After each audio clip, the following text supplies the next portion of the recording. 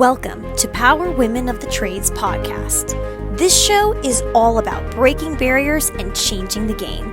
Our guests will feature some of today's most successful female entrepreneurs and other advocates of our industry as well. Because if there's one thing we know for sure, female-led entrepreneurship drives change on multiple levels. We want to empower women in the trade industry like you so you can maximize your potential, stay balanced, achieve long-term success, and claim ownership over your life. Let's get started.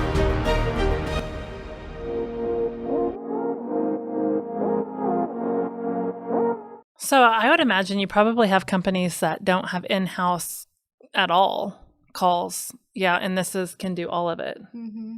You know, for me, that's not what I would ever do, but I would definitely like for those after, and they could work, you know, alongside like our call center manager and the expectations. And I think this is a really, really interesting concept because, again, I've talked to a bunch of other call centers or answering services, and it's like you said earlier, it's an answering service. They might book and service Titan for you, but they're not really doing anything beyond that. And then here lately, especially as the demand, I have one that we work with specifically that primarily works with HVAC companies or trades companies. And as the demand has gotten bigger, because they answer for so many different companies, that as the demand has gotten larger, we've ended up hearing those calls that are just like, it's painful. This painful. Yeah. It's painful. And so you're like, oh, no, this will never work. Yeah, that's exactly part of the reason we do the dedicated model. We don't want them getting confused. You know, every brand, even if it's a similar industry, there's still different policies and rules, and maybe you want different things said and, you know, different kind of call flows followed. So these guys, you know, only learn that one business and they perfect it. So, and your question about do some companies, you know, outsource all of it, it goes both ways. We have some companies that their entire call center is with us or contact center. Some companies, you know, outsource like the basic stuff to us, and they have like a tier 2, tier 3 kind of escalations team that they keep internal. And some do it based on hours of operation. Exactly what you said. You know, they'll keep their team doing the business hours and they'll use us for late nights and weekends or overnights and weekends. So lots of different ways you can set it up. That's really interesting. I'm going to have to get my office on a call with you ASAP. Yeah.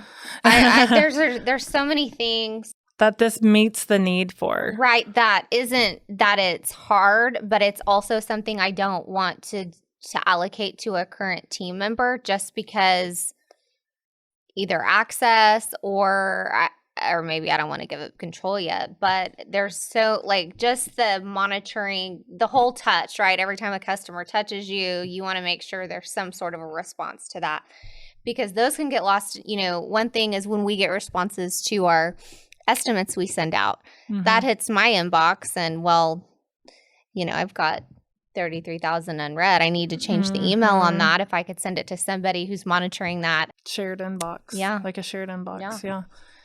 There's just so many things that, especially as you scale, that you don't realize that you need. And then until you realize you need it because you're the one doing it, and then you're doing it 24/7.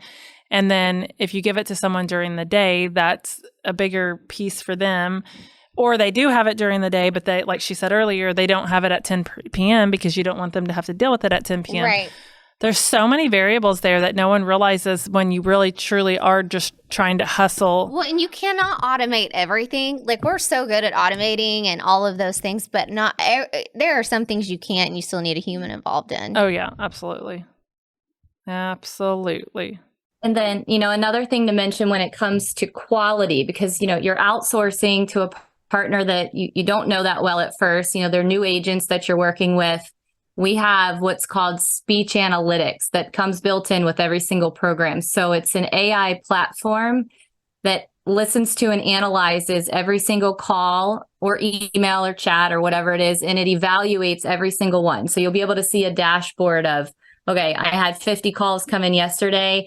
How did those agents handle them? You know, it does everything from how was the tone of voice, How happy was the customer? You know, was everything followed the right way? Was the greeting correct? So It just helps you have that extra layer of, eyes in there to make sure that, we're representing your brand well and that you feel comfortable with, how the agents are handling the contacts.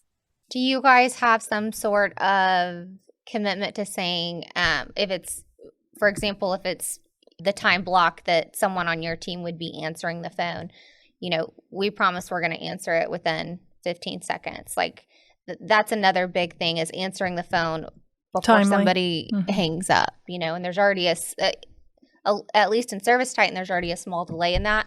And responsiveness is so huge for your Google algorithm to work out. So do you have some sort of measure in place to make sure that that's happening? Yes. So we have a slew of metrics that we track for every single client. And one of the top ones and the one that's followed, in our industry, all customer service providers is what percentage of calls need to be answered in how many seconds. So it's usually 80% of the calls answered within 30 seconds. If you want it to be 90% of the calls answered within 10 seconds, that's fine. So when you're going through the contract phase together, we get those metrics, aligned and signed off on. And then it's really just making sure we're staffed to be able to hit those metrics. So that's where it comes in. Then as we go on, we look at your volume and we come back and maybe say, we can't hit the goal that you want unless you give us an extra person during this hour, because maybe there's tons of calls coming in. Right. But yes, absolutely. Interesting. And then you have reporting on all of that every single day. So you can see the metrics, how long did the calls last? How quick were they answered? Were any abandoned? Hopefully not. But if so, why? Things like that. I think we were asking all the questions that we know that for ourselves. Obvious? We're like, do you do this? Can you do this for us now?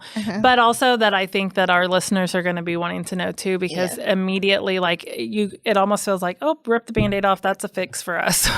I'm like, as soon as we get off here, I'll be texting Kelly to handle this. Right. I'd love to set up a time to chat further about some of these things. Awesome. Well, cool. Well, we wasn't expecting all of that. Yeah, I wasn't expecting you to just solve all of our problems in one call. I'm happy. I'm glad that you guys found it interesting and productive. And of course, we'd love to talk to you or anybody else. And it's also just good to share that these types of services are out there and we're able to help. Do you have?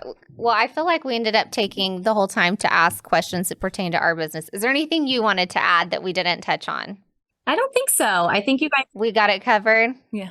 Yeah, you guys asked great questions. We're starting to get out there and go to some of the events. So hopefully I'll get to meet you guys in person. Yes. I know we're going to the Service World Expo in October. Oh yeah, we'll get to see you. That's we'll be at Next Star Super Meeting, which is the same time, same city. I'm sure we'll be going back and forth. Trade show season. Trade show season. Awesome. Well, how could someone who's interested in utilizing Callzilla, how can they get a hold of you? Sure. So my email is sfritz. So first letter, my first name, my last name at callzilla.cx. The CX is for customer experience. Mm-hmm. I'm also on LinkedIn. Our website is callzilla.cx. You can fill out the form on there and, enter some information. So any of those methods work. Awesome. Today I learned what CX stood for. I always wondered when people put an X and stuff. I'm like, what does that mean? I like it. I love her. Now she knows. She learned it. I learned it today. Awesome. Well, thank you so much, Stephanie, for sharing some time of your time with us. Yes. I know that all of this is going to be really valuable information to some of our listeners. It was for me and Leslie. So I didn't know. No, I did not. This is exactly the type of service that people are out there looking for. Again, because a lot of us are really focused on that customer experience. And I think this is going to solve a problem for a lot of people. I agree. I'm excited to talk to you further. Perfect. That sounds good. Thank you guys so much. Awesome. Thank you. Well, thank you. Have a good rest of your day. This has been Power Women of the Trades. Like what you hear so far? Leave us a review on Apple and make sure to listen to our other episodes wherever you enjoy listening to your podcasts. Thanks for listening, and we'll catch you on the next one.